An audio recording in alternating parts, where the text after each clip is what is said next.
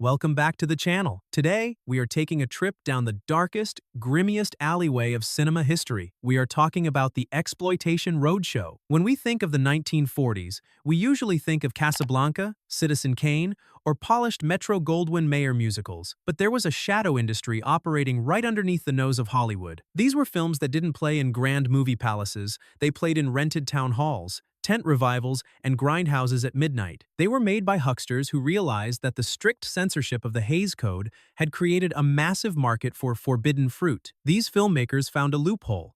They could show drug use, nudity, childbirth, and vice, as long as they claimed it was educational. They wrapped their smut in a lab coat. They promised to teach you about the dangers of marijuana, the science of test tube babies, or the horrors of venereal disease, but really, they just wanted to sell tickets, to see the things polite society wouldn't talk about. I have compiled a list of 10 1940s exploitation films that you can watch right now for free on YouTube. These movies are fascinating time capsules of moral panic, bad science, and carnival marketing. I've verified the uploads and listed all the direct links in the top pinned comment below.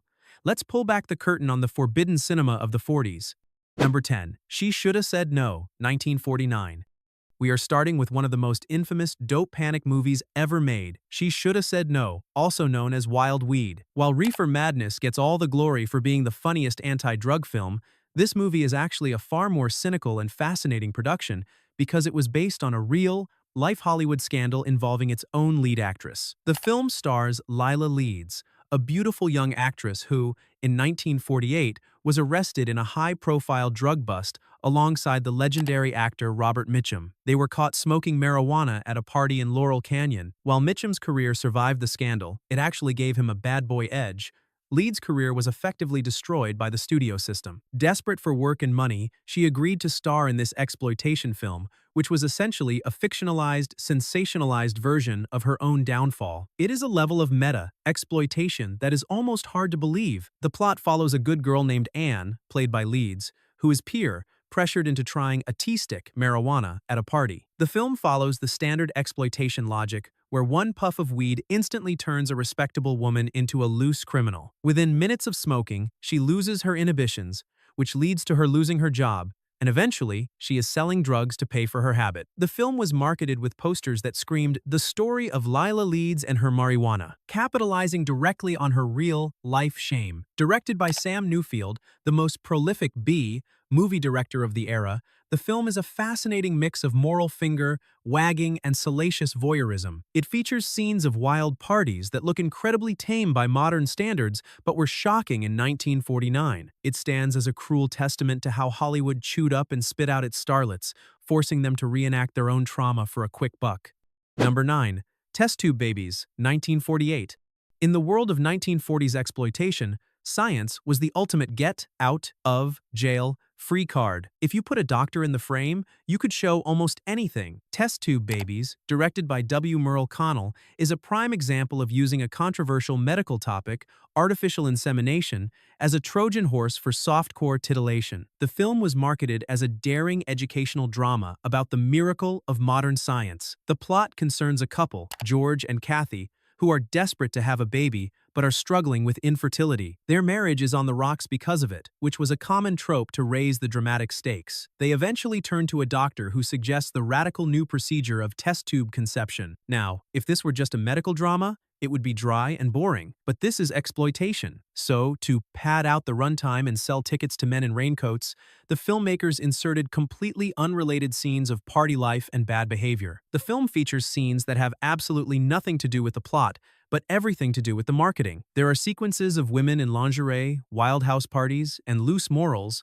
that are framed as the wrong path compared to the sanctity of the family the couple is trying to build. The producers famously cut multiple versions of this film. There was a hot version for stricter states where they cut the nudity but kept the suggestive dialogue, and a cold version, ironically, the racier one, for territories with lax censorship, where they could show glimpses of female anatomy under the guise of medical examination. Watching it today, it is a bizarre experience, a boring domestic melodrama interrupted by sudden, gratuitous skin, all narrated by a stern voice telling you it's for your own good. It captures the unique hypocrisy of the era perfectly. Number 8. Mad Youth, 1940.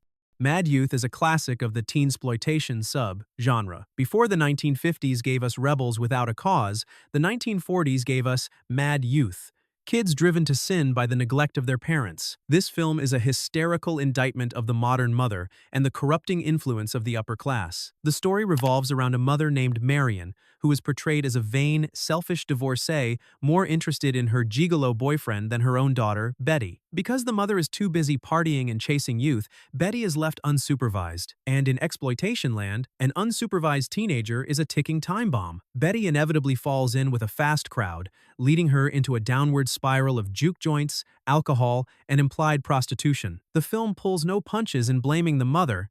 It effectively argues that female independence leads to the destruction of the nuclear family. The production values here are delightfully cheap. The wild parties are clearly filmed on tiny sound stages with stock music, but the actors commit fully to the melodrama. What makes Mad Youth so watchable is its sheer hysteria. It treats minor infractions like staying out late as the gateway to hell. It also features a subplot involving a beauty racket, a scam modeling agency, which was another popular exploitation trope of the time. The film was often screened with lectures about juvenile delinquency, terrifying parents into thinking their children were one jazz record away from prison. It's a moral panic captured on celluloid, screaming that the youth of America are doomed unless mom stays in the kitchen. Number 7. Because of Eve, 1948. Also known as The Story of Life, this film belongs to the hygiene genre, arguably the most profitable and deceptive sector of the exploitation market. Because of Eve is less of a movie and more of a slideshow of terrors designed to scare teenagers into abstinence. The narrative framing is incredibly thin. It usually involves a group of young people or a young couple getting into trouble, getting pregnant out of wedlock, or contracting a disease, which leads them to a kindly but stern doctor. The doctor then stops the movie to deliver a lecture. This lecture is the meat of the film. Because of Eve is famous for its graphic footage, we aren't talking about special effects. We are talking about actual medical footage of childbirth, C-sections, and the ravages of untreated syphilis and gonorrhea. The title Because of Eve refers to the biblical Eve, placing the blame for the pain of childbirth and the sins of the flesh squarely on women, a common theme in these patriarchal productions. The film uses diagrams and animations that look ancient today but were presented as cutting-edge science in 1948. The roadshow screenings of this film were an event. They would often have a nurse, usually just an actor, stationed in the lobby selling pamphlets on sexual hygiene. Men and women were often forced to watch the film in separate screenings to protect their delicate sensibilities. It is a grueling watch because it pivots from boring romance to shocking medical gore without warning, creating a whiplash effect that leaves you feeling dirty and educated at the same time. Number 6. Mom and Dad, 1945. If there is a king of 1940s exploitation, it is Mom and Dad. Directed by the prolific William Bodine and produced by the legendary huckster Kroger Babb, this isn't just a movie. It is one of the most commercially successful independent films of all time. It reportedly grossed over $20 million in 1940s money by traveling from town to town for decades. The story is the quintessential girl-in-trouble narrative. Joan, a sweet, innocent high school girl, falls for a dashing pilot. Her parents, Mom and Dad, are too prudish to talk to her about the birds and the bees. Ignorance leads to a mistake, and Joan ends up pregnant. She tries to hide it, binds her stomach, a shocking detail for the time, and eventually faces the shame of being an unwed mother. The film is surprisingly sympathetic to Joan, placing the blame entirely on the parents for withholding sex education. But the plot was just the appetizer. The main course was the ending. Mom and Dad featured graphic, real, life footage of a live birth, including a vaginal delivery, and vivid images of venereal diseases. Kroger Babb was a marketing genius. He would roll into a town, rent a theater, and blitz the local papers with ads claiming the film was The Secrets of Nature Revealed. He hired hygiene commentators to lecture the audience during an intermission, one for the men, one for the women. He sold books in the lobby that promised to explain what the movie couldn't. The film became a rite of passage for millions of Americans. Watching it today, you can see the machinery of the educational grift working at full power. It was smut-sold as a public service, and America bought it hook, line, and sinker. Number 5. I Accuse My Parents, 1944. You might know this film from the classic episode of Mystery Science Theater 3000, but I Accuse My Parents stands on its own as a fascinating piece of wartime propaganda about the home front. Produced by PRC Producers Releasing Corporation, one of the notorious Poverty Row studios, It is a juvenile delinquency drama that takes the blame the parents trope to its logical extreme. The film tells the story of Jimmy, a clean-cut kid who excels at nothing but has a good heart. His life falls apart not because he is bad, but because his parents are terrible. His mother is an alcoholic who ignores him, and his father is a neglectful businessman. Seeking the validation he doesn't get at home, Jimmy falls in with a mobster who ironically treats him better than his dad does, and a nightclub singer. He inadvertently becomes a getaway driver and ruins his life. The film culminates in a courtroom scene, a staple of the genre, where Jimmy literally stands up and shouts, "I accuse my parents!" It is a heavy-handed, melodramatic moment that perfectly encapsulates the film's message. The breakdown of the American family is a national security threat. Directed by Sam Newfield, the same guy who did She Shoulda Said No. The film moves at a brisk pace and features some surprisingly catchy musical numbers in the nightclub scenes. It's a movie that tries to be a stern warning but ends up being a campy tragedy about a kid who just wanted a pat on the back. Number 4. Stolen Paradise, 1940. Directed by Louis J. Gasnier, the man who famously directed the original Reefer Madness, Stolen Paradise, also released as Adolescence, is a bizarre coming-of-age exploitation film that mixes religion, teen romance, and moral peril in a blender. Gasnier had a unique style that can best be described as feverish, and it is on full display here. The plot centers on a 17-year-old boy named Richard, who is actually an altar boy, adding a layer of religious guilt to the proceedings. He falls in love with his stepsister. Yes, you read that right. While not blood-related, the taboo of the sibling romance was prime fodder for exploitation marketers. The film navigates their forbidden love while throwing in subplots about bad influences and the dangers of growing up too fast. What makes Stolen Paradise interesting is how it tries to bridge the gap between a traditional melodrama and a sensationalist youth film. It lacks the hard-edged drug angles of Reefer Madness, but it leans heavily into the emotional danger of adolescence. The marketing for the film promised shocking revelations about modern youth, but the film itself is often surprisingly tame, relying on the suggestion of sin rather than the depiction of it. It's a perfect example of the bait-and-switch tactic used by roadshow promoters. Promise them an orgy, give them a sermon, and refuse to give refunds. Number 3. The Devil's Sleep, 1949. By 1949, the exploitation genre was getting more specific with its villains. The Devil's Sleep targets a very specific and unusual menace: phony health spas and diet pills. Directed by W. Merle Connell, who also did Test Tube Babies, this film is a wild ride through the seedy underbelly of the wellness industry. The film stars Lita Gray Chaplin, the former wife of Charlie Chaplin, in a rare acting role. She plays a judge, a figure of authority, whose own daughter gets mixed up with a racket running a corrupt health farm. The villains here are running a gym that is actually a front for pushing addictive weight loss drugs, usually Benzedrine or pep pills, to teenage girls. It combines the drug panic of the 40s with the rising obsession with body image. The film is surprisingly dark. It connects the dots between vanity, drug addiction, and juvenile delinquency. The health spa setting allows for plenty of scenes of women in workout gear and swimsuits, satisfying the cheesecake requirement of the genre, while the drug subplot allows for scenes of mania and withdrawal. Lita Gray Chaplin brings a touch of tragic Hollywood history to the screen.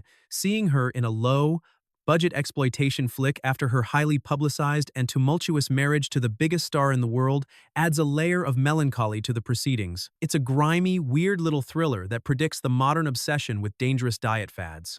Number 2. Street Corner, 1948.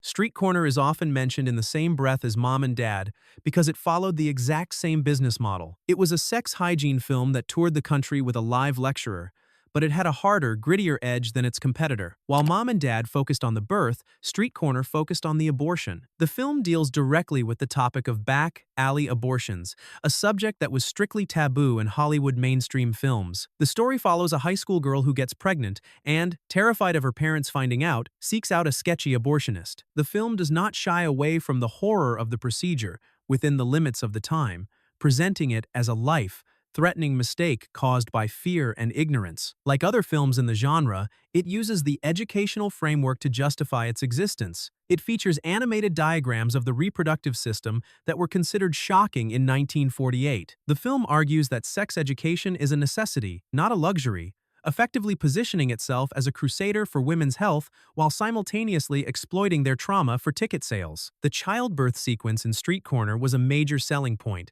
often described in posters as the miracle of life filmed in Technicolor. Even if the rest of the movie was black and white, it is a stark reminder of the dangers women faced in an era before reproductive health care was safe or legal. Number 1. Sex Madness, 1938. We are cheating slightly with the year, 1938, but Sex Madness, also known as They Must Be Told, was a staple of the 1940s roadshow circuit, playing for over a decade. Directed by the king of trash Dwayne Esper, this is a public service announcement quasi-documentary that is so incompetent it becomes surreal art. Dwayne Esper was a carnival barker turned filmmaker, and he made movies that felt like fever dreams. Sex Madness is ostensibly about the dangers of syphilis. The plot is a fractured collection of storylines involving wild parties, secret lesbian subtext, which was incredibly daring for the time, and the inevitable descent into madness caused by venereal disease. Esper's style is chaotic. He cuts between lecture footage, dramatic reenactments, and stock footage with zero regard for continuity. The film features a burlesque scene that goes on for an uncomfortably long time, clearly inserted just to show some leg. The acting is wooden, the dialogue is bizarre, and the message is confused. At one point, the film seems to suggest that syphilis can be contracted just by making eye contact with the wrong person. It is a masterpiece of fear-mongering. Esper didn't care about the science, he cared about the shock. He toured this film alongside mummified corpses and freak show exhibits. Sex Madness is the bottom of the barrel, and that is exactly why it is so compelling. It is pure, unfiltered exploitation, trash cinema in its rawest form.